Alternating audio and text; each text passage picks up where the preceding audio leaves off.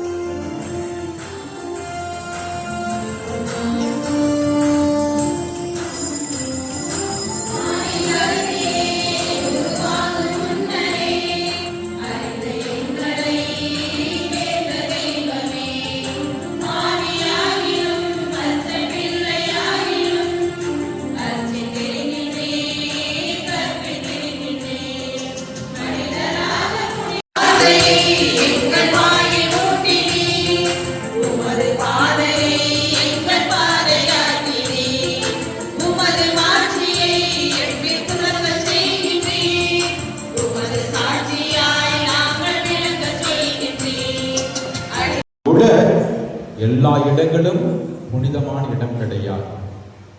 இதை நீங்க ஒத்துக்கிறீங்களான்னு தெரியல. இதை நான் ஒரு சற்று உதாரணங்களோடு உங்களுக்கு நான் தெளிவுபடுத்துகிறேன். கடவுள் எல்லா இடங்களிலும் இருக்கிறார்.